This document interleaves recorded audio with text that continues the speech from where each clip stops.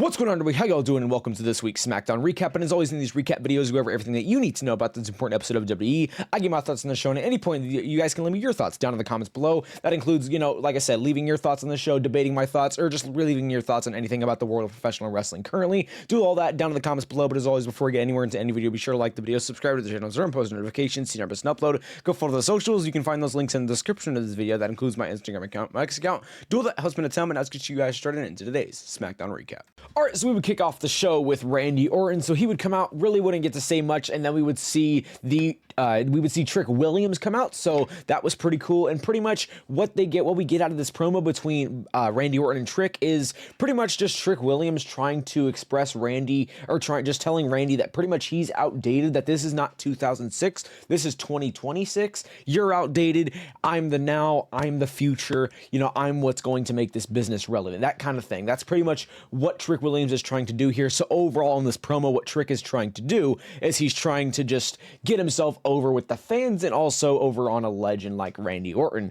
A few things that Randy Orton does say throughout this promo, he pretty much just tells, Trick, you seem like, I see you have potential and I respect you, but there's one thing that they clearly didn't teach you in NXT, and that's to never turn your back on the Viper. And that's because in this promo, we would see Trick Williams turn his back on Randy, turn over to look at the fans, and he would just taunt them. That's when Randy says that, and then he pretty much says, I'll let this one slide, but pretty much keep that in mind. And then he pretty much says that he pretty much tells Trick that he's not gonna whoop that Trick, but he's gonna whoop that ass pretty much. So, and then Trick Williams, he gets a bit angry. He takes his hand, smacks the mic of Randy out of his hand, and then Randy would lay him in with an elbow, and then we would see Randy stand tall against Trick. But then we would see the Miz come out. Obviously the Miz and Randy, they had interacted last week when Randy Orton made his return, and so Miz comes out, really doesn't do much. He lands like one hit maybe or so on Randy, but then he just instantly gets RKO'd.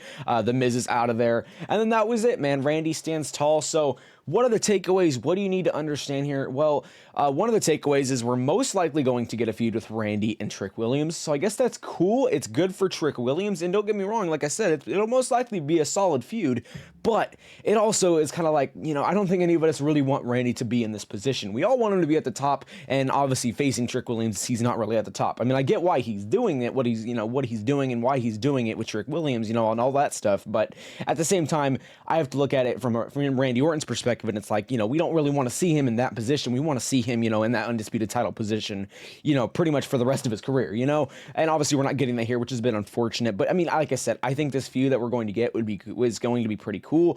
And then as far as the stuff with the Miz coming out again, I think that was dumb. I think the only reason that Randy should have ever interacted with Miz to begin with, when he returned, was just to pretty much showcase, oh, hey, Randy's back, pretty much type of thing. I don't know, but I guess that's not the case. I guess they're going to continue to have Miz attack Randy, I'm assuming, which sucks. It's pretty stupid because it's really not going to turn into anything. I mean, just like it pretty much did with Carmelo, really didn't turn into anything. I mean, yes, Carmelo is on a singles run now, but you get the point, But the point is, what are the main takeaways? It's really, that pretty much what I said, yeah, we're going to get a feud. Most likely, we're going to get a feud with Randy and Trick.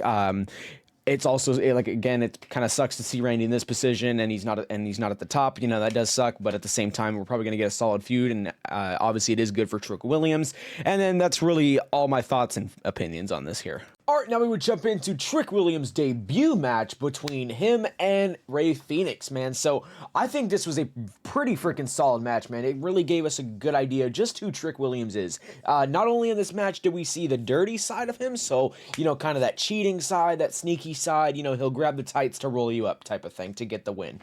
We also saw just some cool moves, man. I think it's kind of like, I mean, I don't even know what you want to call it. It looks like kind of like Kofi Kingston's Trouble in Paradise type of move. I think it was pretty freaking awesome. Looks freaking really cool. Can't wait to continue to see it, week after week, because obviously now he is officially on, the main roster, so that's pretty cool. Also, it was cool. He kind of like grabs Rey Fenix, grabs him off the ground, pretty much grits him in kind of like for like a Uranagi, just like slams him down to the mat. Overall, I mean, it was kind of just a cool move. I really don't know what you want to call it, but it's kind of like a Uranagi, you know, just whips him up off the ground and then slams him right back down. So overall, I think those were like some of the cooler moves that I've seen from Trick, but overall, I can't wait to continue to see that over the next few weeks, and you know, not a few weeks, but obviously, you know, next few years, because obviously, you know, he is on the main roster now, like I said, so that's also very awesome. But overall, this debut match for Trick, man, very freaking awesome, like I said. But one thing I mentioned, you know, that kind of sneaky side, that dirty side, you know, he'll roll you up, you know, he'll grab your tights to roll you up and get the win type of thing. We did see that in this match, of course, again, you know. So at the end, we would see Rey Fenix roll up Trick Williams, but then Trick would reverse it, and he would cover Rey Fenix, then he would grab the tights, get the 1, 2, 3. Ref obviously didn't see him grab the tights, and Trick Williams does pick up the win on his debut match. So that is pretty cool. That is some good shit for Trick Williams. You know, definitely going to give him a momentum boost. So overall, like, very solid match in my opinion. I, for the most part, really enjoyed this match. Can't wait to see more of Trick Williams. And yeah, overall, solid match, man. All right, now we would jump into Alexa Bliss versus Julia, and Julia did defend her Women's United States Championship here, and I just want to talk about this match in general. So this match, very freaking random, man. Very random. We kind of just got it really when the show got on. I don't even know if this match was actually announced before the show was actually on live. So I really don't know. But the point is, this match is very random. There was absolutely zero build, zero hints that this was going to be a match even tonight. So you know, as you can see, they're most likely doing this either. I mean, maybe it is for story development, maybe it's not. I really don't know. The point is, this match was very freaking random, and the fact is that because it's so random, it's like, there's just no way they're giving this title up again. I mean, Julia just won it back after getting it back from Chelsea Green, so this title has kind of already been all over the place. To me, you know, it feels like to me, and there's just no way that they're giving it up in a week's time, especially not to Alexa Bliss right now. You know, Alexa Bliss is still doing other things, so I just don't see them doing that. And obviously tonight they did not do that. They did not give up the title. But the point is, man, I just really didn't really care about too much for this match, just because, well, number one, like I said, it was sudden, and because it was just also sudden, it's like, okay, obviously there's most likely not to be a title change, and like I said, there was not. So we're not going to talk about this too much longer. You know, we have this match, we get to the end, we see interference from Lash Legend, hits, you know, Alexa off the top rope. Ref doesn't see it, but it does cost Alexa Bliss, because that allows Julia to hit her Northern Lights bomb on Alexa. 1, 2, 3. Julia still is your Women's United States champion, man. So I guess, yeah, it's cool that we got this match. I mean, sure, but at the same time, it's sudden, and it's just like, yeah, there's just no build for it, you know. It's just all so random. So it's like, you know, why are we having this? What are we doing with this? What is this supposed to set up? That's kind of like, I'm still left in question, you know. So I can't really say that I enjoyed this, because I'm just left with so many questions. And yeah, you know, so that's really all I gotta say here. All right, now we would jump into the big 8-man tag team match between the members of the MFT and the members of the Wyatt Six, man. So overall, really freaking good match in my opinion. Really like this, and I main few reasons that I did enjoy this match, and just some of the bigger highlights for me personally in this match. Well, it was more of a faster paced match, which is awesome. I love a more faster paced match, and this match was exactly that. Another thing, just a lot of chaos, man. Like, you know, more than half the time, it really seemed like there was more than one person and more than one man on each side in the ring at each time, you know. So I think that was also pretty freaking cool, and it's just an all-out freaking brawl. So again, just very awesome. And another cool moment I think that was also in there was we saw a big standoff between the biggest members of each team. So on the MFT side, that would be Tala Tonga, and then on the Wyatt Six side, that would be obviously Eric Rowan. I believe Eric Rowan would stand tall for, you know, most of that, you know, but overall, I mean, pretty cool. We got to see a standoff, you know, like the two biggest guys on each side. So that's pretty cool. And then we would also see at the end, you know, just great heel work from Solo Sikoa. He would go to the outside. He would grab the lantern, which symbolizes, you know, the whole, you know, Wyatt Six, what it's built on, you know, the legacy of Bray Wyatt. And that does distract Uncle Howdy. Uncle Howdy, you know, kind of plays mind games with Uncle Howdy. And so, you know, Solo just like flicks the lantern on and off, and it just plays mind games with Uncle Howdy. And that gets him all distracted. And that allows Tama Tonga to come up, and he steals the win for the MFTs, man. So overall, man, solid match, man. Solid stuff in here. Really enjoyed this. definitely am enjoying this feud so far. Overall, no difference here, man. Just a great match. Love the, like I said, love the fast pace. Love pretty much just the all-out brawl. Love the ending as well. Just great heel work from Solo, just playing mind games with the Wyatt Six and Uncle Howdy. Just overall great stuff, man. Not much else to say here other than this was a awesome match. All right, now we would jump into the Smackdown Air main roster as well. Just in-ring debut of Jordynne Grace on the main roster, man. And she would be facing one half of the Secret Harvest, which would be Alba Fire. And what this match symbolized is that, Jordynne Grace is going to need she's going to be able to get through that easy talent. And she needs top freaking talent to go after him. Because this match was pretty freaking quick. And she pretty much just demolished Alba Fire, in my opinion, man. So what this explains to us is that she needs bigger talent, and she does not need to go after any of that. Realistically, she does not even really need to fight her way through that mid card, man. Honestly, she was pretty freaking ruthless, in my opinion, man. So I think she needs to go straight to the top, and I think WWE is going to follow through with that, because we would see in the post match as Jordynne Grace is walking out, and just before and as she was walking up, I was like, Jade Cargill is going to come out, isn't she? And sure enough, Jade Cargill does come out, and Jade Cargill establishes her dominance and says that you're on my roster now, and I'm that bitch. So pretty much what she's been saying, but now establishing that between her and Jordynne Grace. But man, this is going, I'm so glad that they are teasing this. I don't know if they're going to jump right into this. Maybe they will, maybe they won't, but I hope they do, man, because honestly, whatever Jade Cargill's was doing before needs to end, and they need to do this Jordynne Grace, man. I really want to see this. This will be an awesome freaking feud, so I hope they pull the trigger on this as soon as possible. It's going to be awesome, but definitely, I think Jordynne Grace needs to go straight to the freaking top. I don't think she needs to get through that mid card. She needs to go straight after that freaking top title, man. So I can't wait to see what they do with this, but overall, things are looking pretty good for the next few months with Jordynne Grace and Jade Cargill, man. All right, so now we make it to the United States Open Challenge. Obviously, Carmelo Hayes walking in as champion here, and tonight his opponent was Shinsuke Nakamura. For me personally, this was a bit underwhelming. I just really didn't care to see, Shinsuke go up against Carmelo for the title. I really didn't care to see him input it into the United States Open Challenge again. I'm not gonna lie, I really just don't care for Shinsuke Nakamura as much as I used to, so really I just didn't really care for the fact that he was in this. But the thing is, there is no denying the fact that there was some good stuff in this match. Definitely not the craziest U.S. Open challenge that we've had of recently, with all the U.S. Open challenges that have happened most recently over the past few months. Definitely not the best one, definitely not the craziest one, but it was still pretty solid, man. I really can't say too much then in the sense that it was a bad match. It's just, for me personally, a bit underwhelming, because I just don't really care to see Shinsuke Nakamura go for the go in the United States Open Challenge. Would have much preferred many other guys except for Shinsuke, but we did get Shinsuke tonight, and like I said, I can say that maybe I don't like the pick that they chose for Carmelo here, but like I said, there is no denying the fact that this was a very good match, man. This was a very solid match. I will say though, it was also a bit, to me it felt long, man. I don't know about you guys, but to me this match felt a bit long, and a bit longer than it should have been to me, but that may just be me. Overall though, like I said, I can't deny that it was solid, and we would get to the end, we would see Melo go to the top, hit nothing but net, 1, 2, 3, match is over. Still your United States champion is Carmelo Hayes. We're not going to talk too much else here, because now we need to get to our big main event. All right, now we have finally made it to the big one, man. The main event of the night, the biggest match of the night, the 3 stages of hell between the champion, undisputed champion Cody Rhodes defending his title against Drew McIntyre, man. So we would jump in to the first stage. The first stage, a normal wrestling match. Really, this was the quickest stage of the entire 3 stages, as it should be.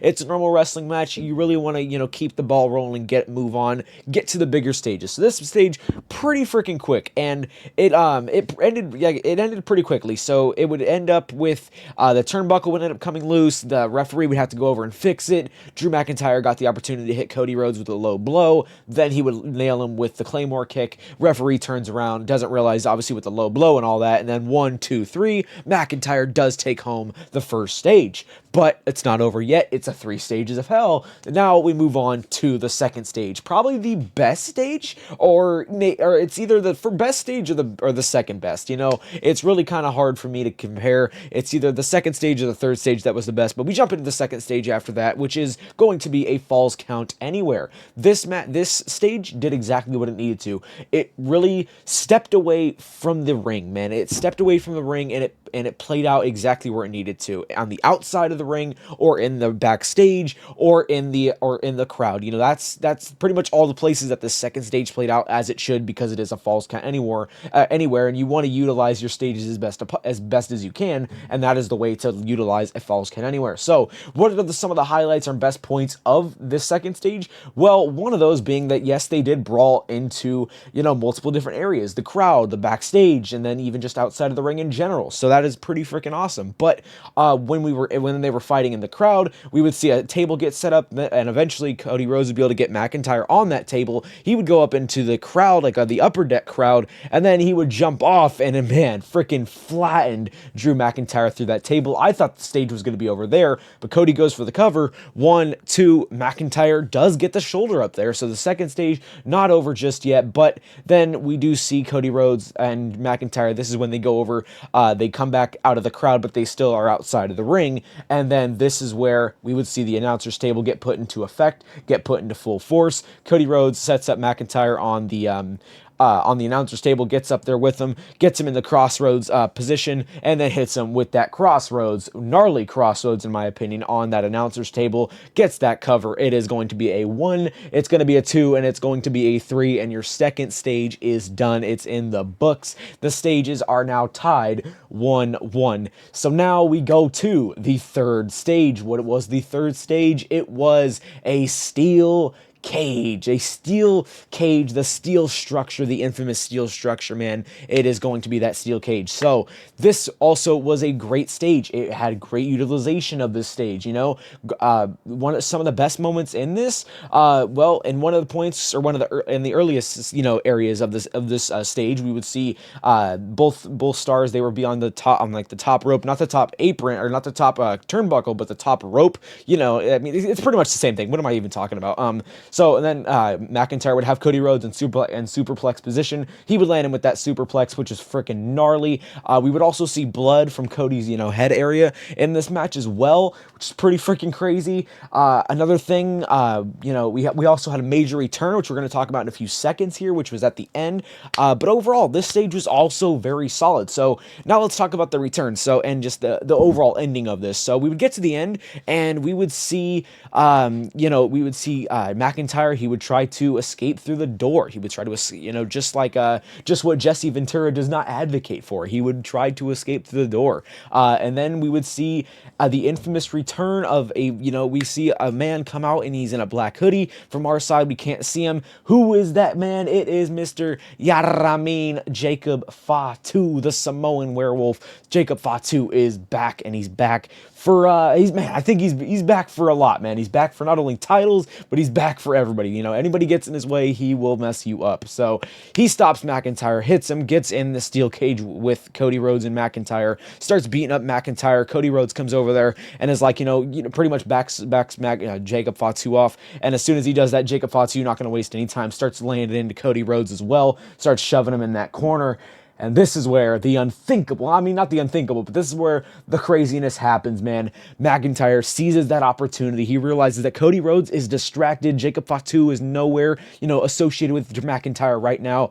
McIntyre gets that door open, crawls out, and we have a new undisputed champion in the name of Drew freaking McIntyre. WWE has finally pulled that trigger, the trigger that has been needing to be pulled for the past freaking, just feels like forever. It's finally been pulled. McIntyre is now our new undisputed freaking champion. Let's freaking go. That is amazing. Finally, all much love to Cody, man, but we really needed McIntyre as champion here. They kept teasing it. They kept giving us matches with McIntyre in title matches, and he just kept losing. But finally today, he freaking picked up the win, man. So that is amazing. And yeah, I mean, that is it, man. Drew McIntyre gets out of that cage. He is the winner. But what are the main highlights of this 3 stages of hell? Was it even a good 3 stages of hell? First, I would say this was a great 3 stages of hell. This match was absolutely amazing. I freaking love this. This is a great way to end. I mean, I don't even know. I honestly, the in question is like, is the Cody and McIntyre feud even over? In my opinion, that's kind of like in question, if you ask me, because like if we think about it, that, you know, Cody Rhodes was distracted. That's kind of how McIntyre won this. So I feel like WWE is trying to play that role of, you know, like, you know, we're still going to keep this feud going, because technically Cody Rhodes did not lose without a distraction. So technically Drew McIntyre still needs help in a way to beat Cody Rhodes and get that title. So I think WWE is trying to play that out, and I feel like this feud is not over. And I feel like they did that to, you know, continue to keep Cody Rhodes in the top title, in, you know, in the world title, in the undisputed title picture. You know, because I feel like if he was beat cleanly, then it's like, okay, man, you got beat cleanly. Maybe you should probably step down or something like that. Maybe not that. Maybe I'm just tripping. But yeah, overall, this 3 stages of Hell was great, man. Great utilization of all stages. You know, the first stage did exactly what it needed to. We needed to run through that one, you know, as quick as possible, but still get the point across. Then we jump into the second stage, did exactly what it needed to. You don't want to stay inside that ring. You want to be on the outside of the ring as much as possible. It did just that. Same with the third stage, just chaos, man. So third stage we utilized just as well, man. So overall, great 3 stages of Hell. What's the main takeaway, though? Jacob Fatu is back. Not the main takeaway, though, but the main takeaway: your new undisputed champion. Don't forget his name, the Scottish freaking psychopath, whatever you want to call him, Scottish psychopath, Scottish warrior, doesn't freaking matter. It is Drew freaking McIntyre, and don't let that name slip out your damn mouth. All right, well, that is going to wrap up this week's SmackDown recap. As always, I do hope you guys did enjoy. And just ranking this episode of SmackDown, man, I would say this was a pretty freaking good episode of SmackDown as well. I think SmackDown was pretty freaking good today, man. I really, of course, really enjoyed that main event. I feel like everybody most likely enjoyed that. But yeah, overall, this was a pretty good episode of SmackDown in my opinion. But as always, be sure to leave me your thoughts down in the comments below. And as always, before we get out of here, be sure to like the video, subscribe to the channel, turn post notifications so you never miss an upload. Go follow the socials. Links to those will be in the description of this video. That includes my Instagram account, Max account. Do all that helps me a ton. And I will catch y'all boys in the next one.